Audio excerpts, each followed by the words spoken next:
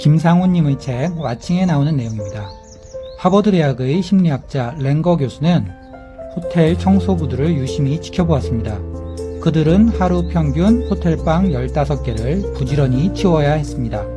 침대에 시트를 갈고 방바닥을 쓸고 닦고 화장실을 반짝반짝하게 치우고 눈, 코, 뜰 새 없이 바쁘게 몸을 움직여야 했습니다. 그런데도 그들은 운동 부족으로 인한 온갖 증상을 보이고 있었습니다. 혈압이 너무 높아 걱정이에요. 배도 불룩해서 움직이기 어려워요. 도무지 운동할 시간을 내기 힘들어요. 랭거 교수는 여러 호텔의 청소부 84명의 건강 상태를 조사해 보았습니다. 그들은 대부분 과체중인데다 배가 볼록 나왔고 혈압도 높았습니다. 교수님은 84명 중에 절반을 비밀리에 따로 불러 청소 활동의 운동 효과에 대해 설명을 해주었습니다. 여러분의 운동량은 충분하고도 남아요. 생각해보세요. 15분간 시트를 가는 데에만 40칼로리가 소모됩니다. 청소기를 들고 15분간 청소를 하면 50칼로리가 더 빠져나가요.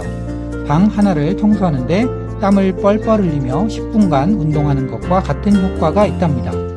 하루에 15개의 방을 치우는 것은 2시간 반 동안 운동을 하는 것과 똑같아요. 랭거 교수님은 차트까지 그려가며 자세히 설명을 해 주었습니다. 한 달 후 이 설명을 들은 청소부들의 건강 상태를 검진해보니 신기한 변화가 나타났습니다.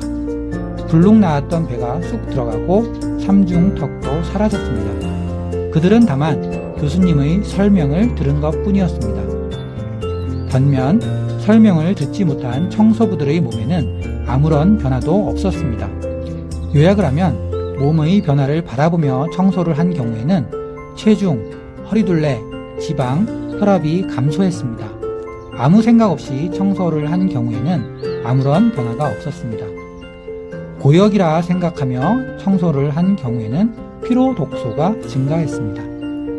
왜 이런 차이가 나타났을까요? 랭거 교수님은 이렇게 설명합니다. 청소를 하며 몸을 움직일 때마다 칼로리가 빠져나간다고 생각하니 실제로 지방이 빠져나간 겁니다. 그런 생각을 안 하고 불평을 하며 청소를 할 땐 오히려 피로 독소만 쌓이는 거죠. 다시 말해 청소라는 행위를 바라보는 마음이 달라지면 몸도 변화하는 것입니다. 청소는 지겹고 힘든 것이라고 바라보았을 땐 청소가 오히려 해가 됩니다. 그렇다면 이렇게 생각해 본다면 어떨까요? 난 지금 시트를 가는 중이야. 또 40칼로리가 빠져나가겠구나. 청소기로 바닥을 청소할 때마다 50칼로리가 빠진다고 했지? 평상시에 움직이는 것만으로도 살이 빠질 수 있습니다. 지금 움직이고 일하는 것이 운동이 되어 살이 빠진다고 생각을 하면 살이 빠집니다. 즐거운 마음으로 일하는 것이 시간과 돈을 들여 따로 운동을 하지 않아도 날씬하고 건강해지는 비결입니다. 또 다른 이야기입니다.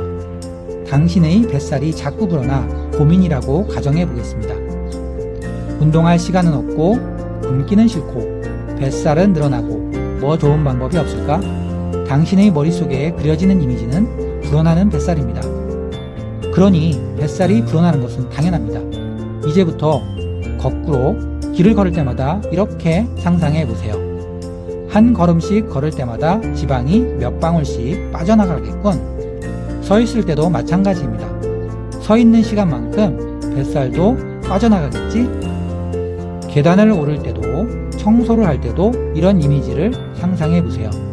한 달쯤 지나 안 입던 바지를 꺼내 입다가 당신은 깜짝 놀랄 것입니다. 한 달 만에 바지가 왜 이렇게 헐렁해졌지? 하고요. 또 한 가지 운동 시에 중요한 팁이 있습니다. 운동을 할 때 이두박근의 전기적 활동량을 측정해 보았습니다. 측정 결과 근육의 움직임을 생각하며 운동할 때 근육의 활동량이 가장 많은 것으로 나타났습니다. 근력 강화 운동을 할 때 근육을 상상하면 근육이 더 빨리 형성된다고 합니다. 따라서 당신이 헬스클럽에서 러닝머신 위를 걸으며 TV를 시청하는 것은 좋은 방법이 아닙니다. 생각과 다리 근육이 따로 늘게 됩니다.